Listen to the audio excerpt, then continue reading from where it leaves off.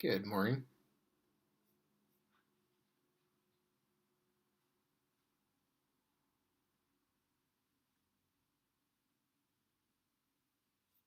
Just wait for a few more people.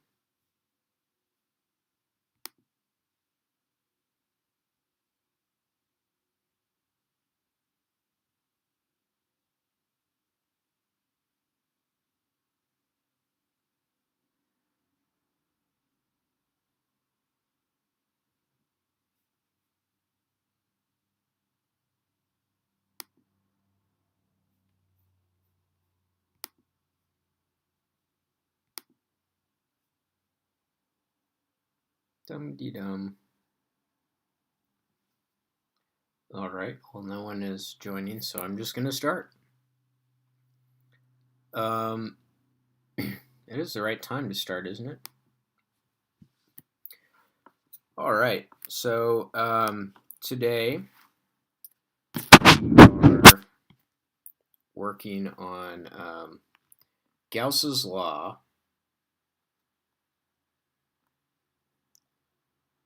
for systems with cylindrical symmetry.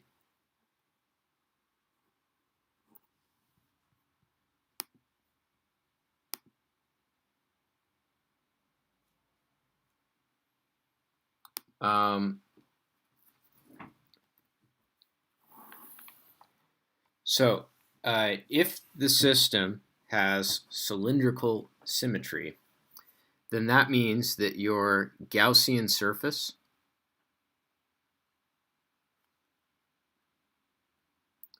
will be a cylinder.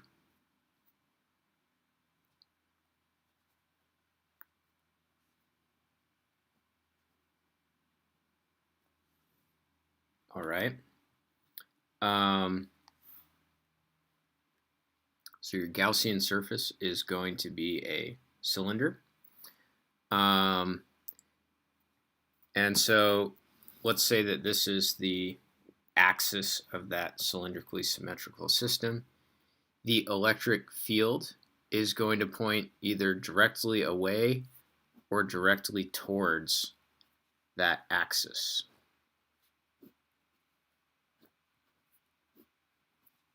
Okay, so this is a side view. If you have a 3D view, it's kind of doing this thing.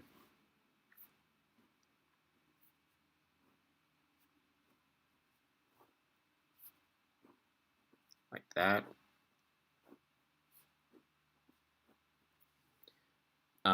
So that's what the electric field is going to look like.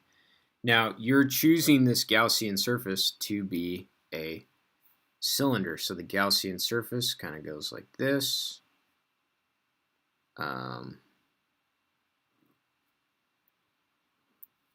Right, it extends back, does this, and there's the other part of it, like that. Okay, if we were to look at this from a side view, this is what your Gaussian surface looks like. So your Gaussian surface has a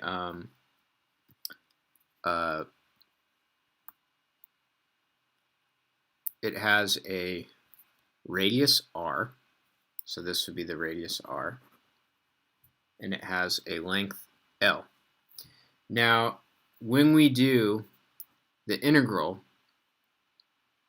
of E dot dA, so the flux integral, it's going to be equal to E dot A for the left end cap plus E dot A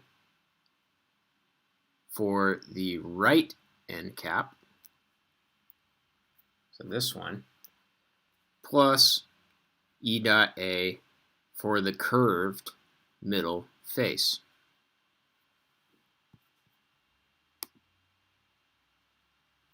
All right, so there are three faces for the Gaussian surface.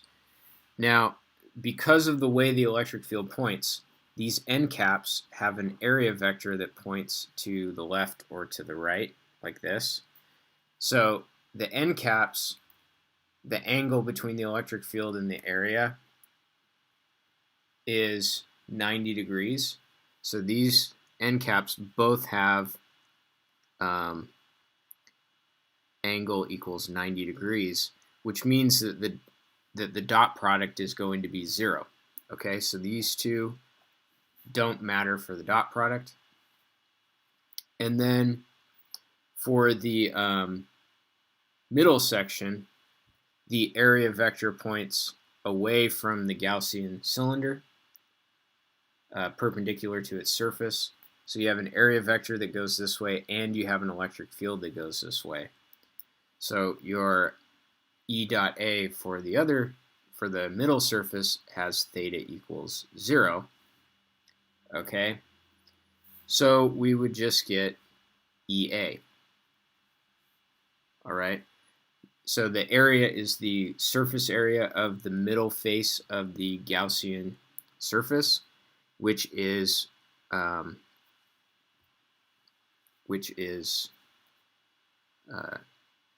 pi r L.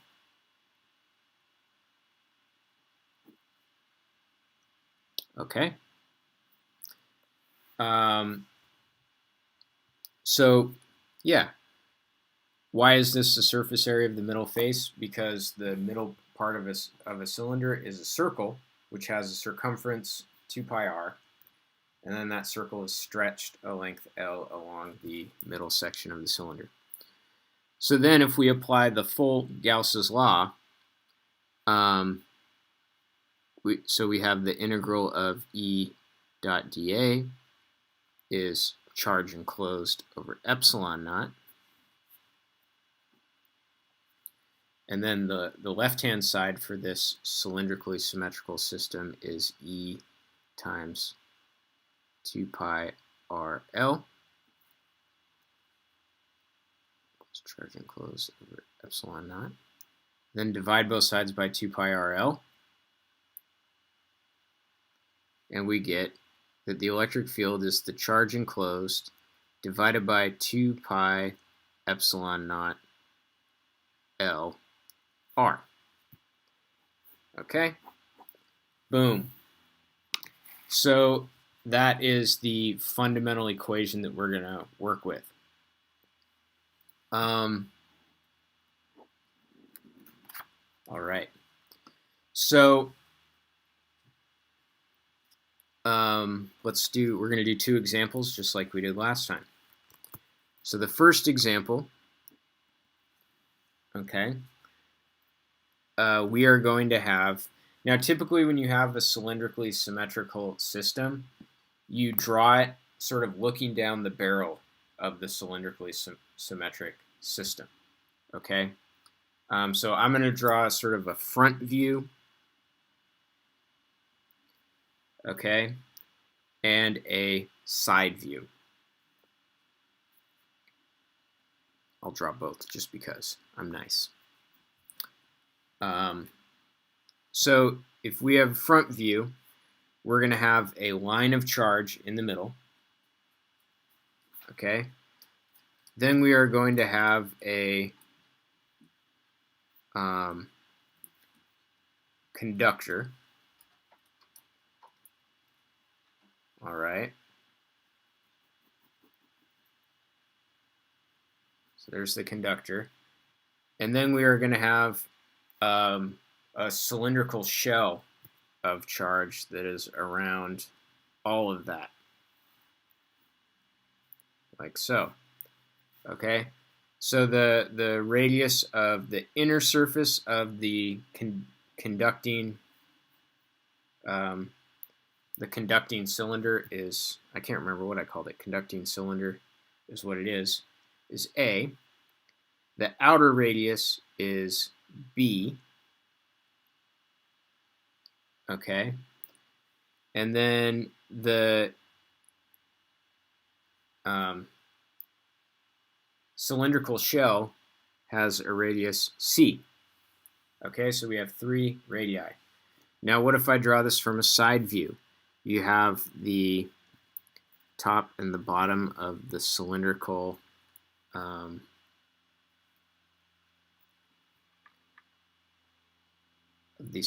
shell. You have the conducting cylinder,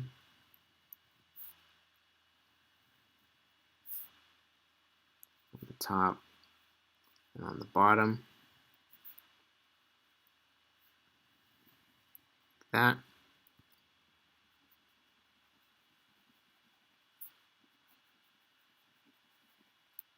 And then we have the middle part. So it's like a layered wire almost. All right. Now this inner line has a charge per length equal to a constant, and it's a positive constant. Okay. This is a neutral conductor.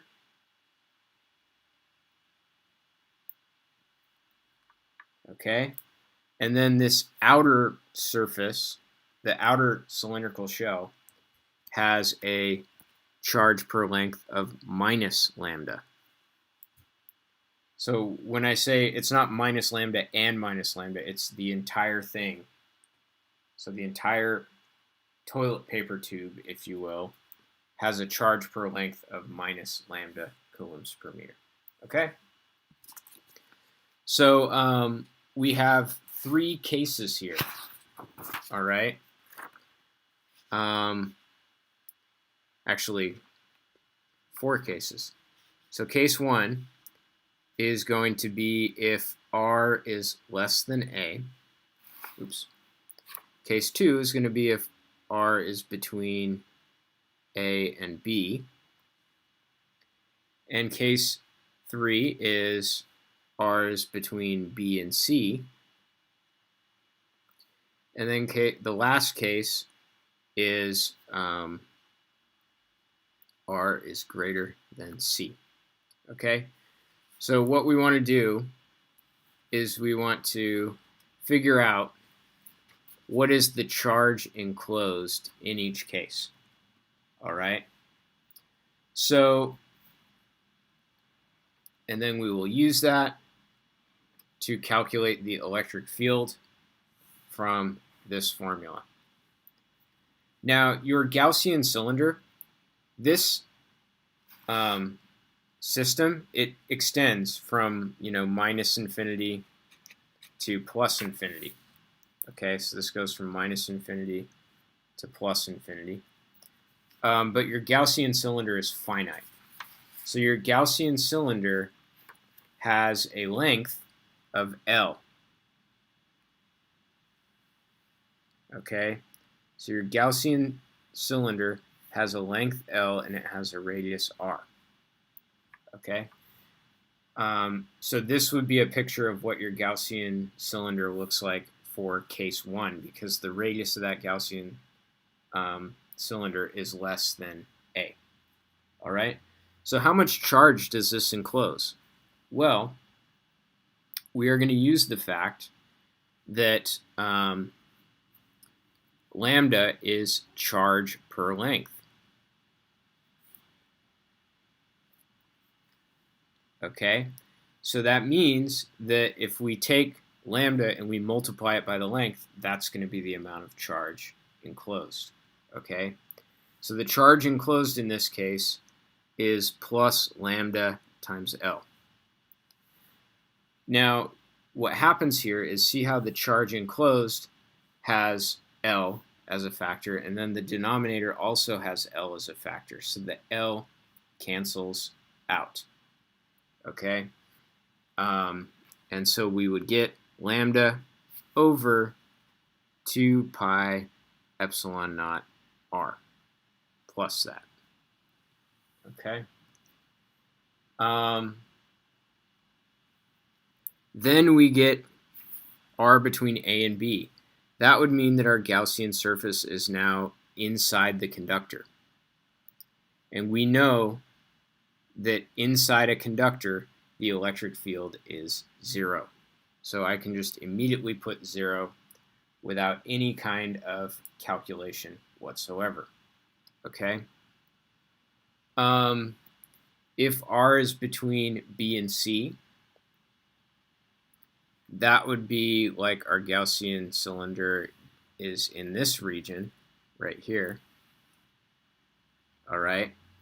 Now, because this is a neutral conductor, the conductor doesn't add any charge to the charge enclosed. Okay. So our charge enclosed is once again plus lambda L. Okay. The conductor did not add any charge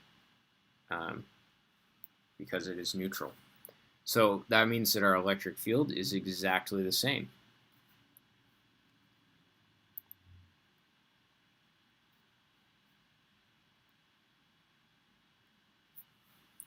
All right. Then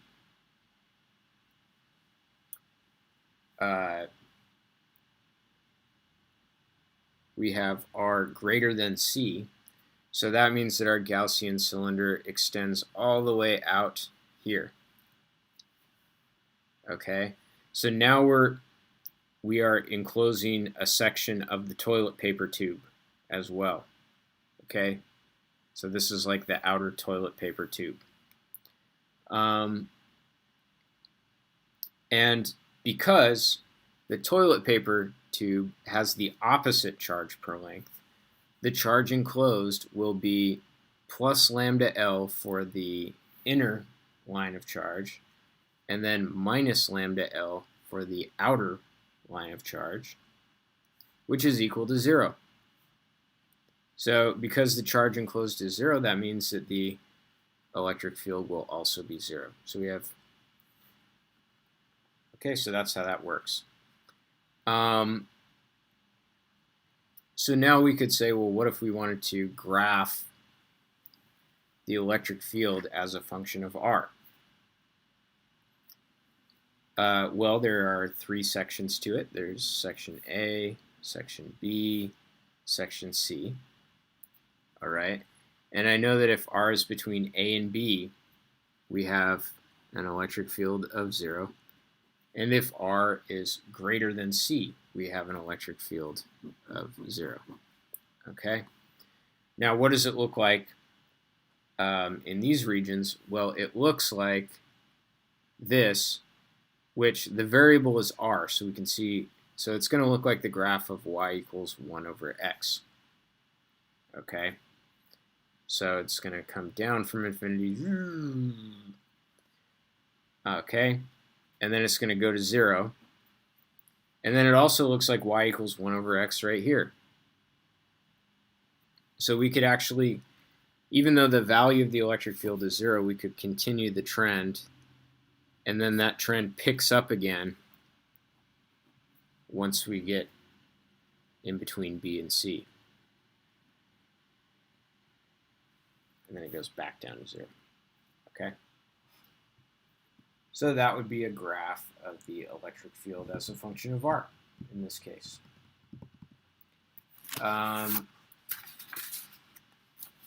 All right, so we're going to do another example.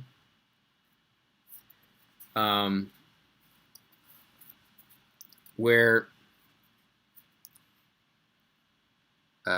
so the next question we want to tackle is, what if, okay, what if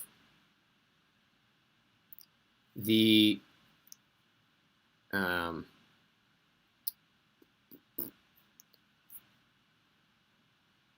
charge density is not a constant?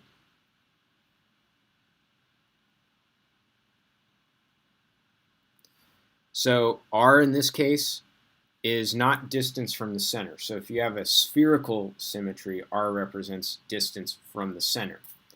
But if you have cylindrical symmetry, R means distance from the axis, perpendicular distance from the axis, okay? So the charge density does not depend on Z being distance along the axis of the cylinder, okay? It only depends on distance away from the axis of the cylinder. Okay. In that case, we need to do an integral to figure out what the charge enclosed is. So the charge enclosed is going to be the integral of rho dV. Because remember, rho is the charge per volume. But because this problem has cylindrical symmetry, okay, the volume is a different volume. So the volume is the volume of a cylinder is pi r squared. So that's the circular cross section, and that's extended over the length. So pi r squared times L. So that means, taking the derivative, that dV dr is equal to 2 pi r L. Multiplying both sides by volume, by dr, excuse me, we get d volume equals 2 pi RL dr. Okay? So we plug that in here. All right? So we get rho times 2 pi RL dr. And we're trying to get all the charge within the Gaussian surface. So we integrate from r equals 0 to r equals big R, where big R is the radius of that Gaussian cylinder. Okay? All right. So R is my integration variable, so I can factor out anything that doesn't depend on that. So I factor out 2 pi L, and then the integral I have to do is from 0 to big R of rho times R dr. Okay, that is the charge enclosed, which you would then plug into the equation for the electric field, which was charge enclosed divided by 2 pi epsilon naught L R. So take that, plug it into there, and that's going to be your answer. Okay? So let's do an example. Suppose we have a cylinder, and this cylinder has I'm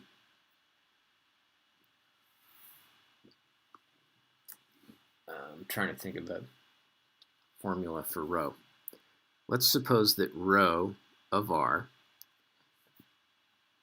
is equal to a constant times E to the minus R over L, or R over K. Let's say R over K.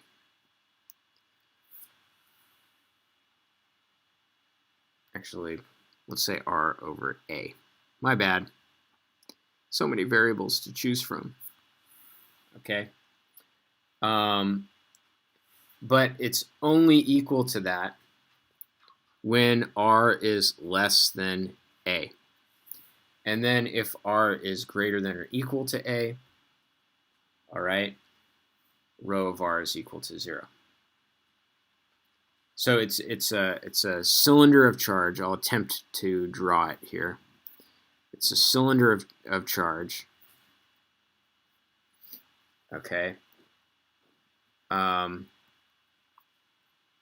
And the cylinder has a radius A, because once we go beyond R equals A, the charge density drops to 0, so there's no more cylinder. Okay. We can see this is an exponential decay, so that means that we have most of the charge density is in the middle. Okay. And then as we go towards the outside, we start to see less and less charge density. Okay. So there's the most charge density in the middle, and then less as we go further out from the center. Okay? It's an exponential decay. Should draw some more out here. Pointillism! Only the art students will get that. I learned that from Georges Seurat, yo. Okay. So let's go ahead and do the integral here. Okay. So the charge enclosed is going... Oh, I meant to be this over R. My bad. Divided by R. And you'll see why in a second. So the charge enclosed is 2 pi L times the integral from 0 to R of rho, which is c times e to the minus r over a over r times r dr. All right, so we can see that the r's cancel out. And then the c factors out because the c is just a constant. So I have 2 pi L c. All right, integral from 0 to big R e to the minus r over a. All right, so evaluate that integral. So when we do the integral, it is going to be minus a times e to the minus r over a. That's the value of that integral. And I evaluate it at 0, and I evaluate it at big R. So plugging in big R, and I'm going to factor out the a to right there. Plugging in big R, I get minus e to the negative big R over a. And then I subtract minus e to the 0, which is 1. So I get 1 minus e to the negative r over a times 2 pi L C A. That's my charge enclosed as a function of big R.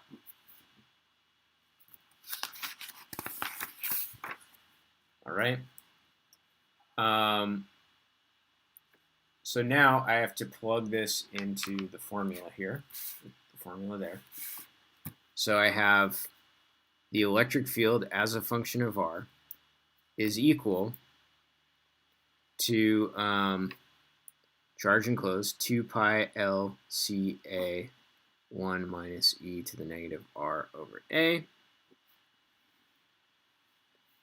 over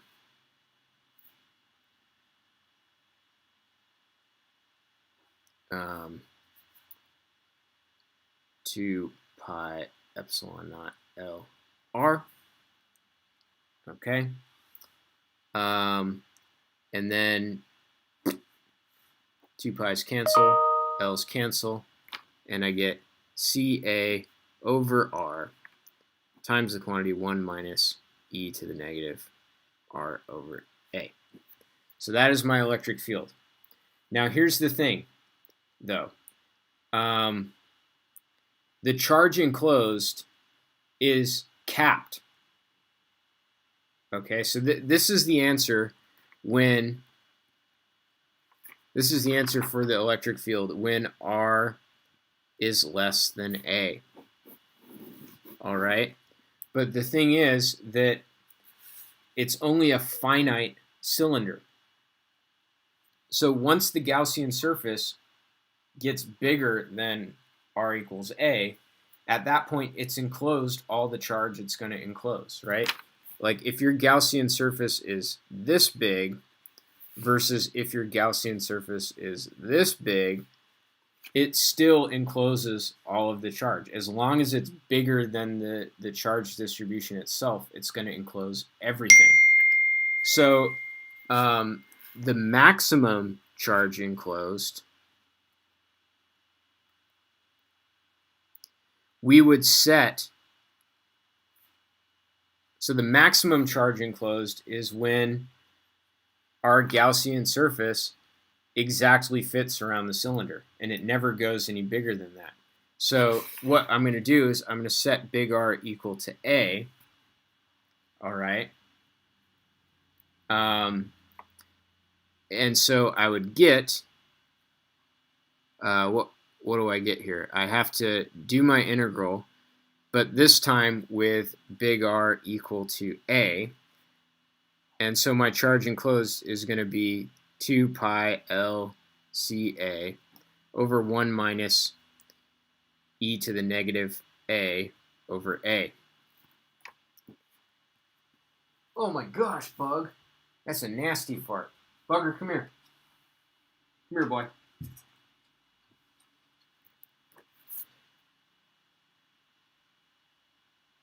Oh, thank you. Epsilon naught's there. Good catch. So this is 2 pi L C A, 1 minus 1 over E. Oh my gosh. It smells so bad. I can hear his stomach, and I can smell the products of his stomach.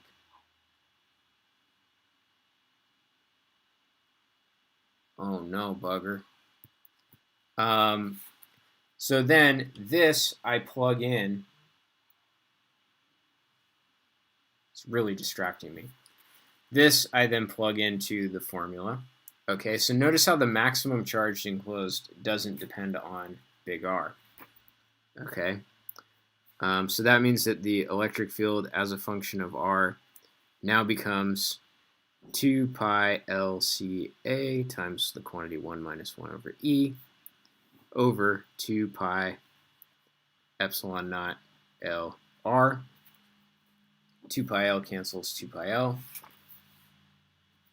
And we get CA times the quantity 1 minus 1 over E over epsilon naught R. So this is the electric field when big R is greater than A. So the formula changes because once we make the Gaussian surface any bigger beyond R equals A, we don't enclose any more charge. Okay, I should have made that a simpler formula. I don't know why I did that. So what does this look like? Well, the electric field, if we were to graph the electric field versus R, this is actually an increasing function. Okay, so it kind of looks like this. It kind of looks like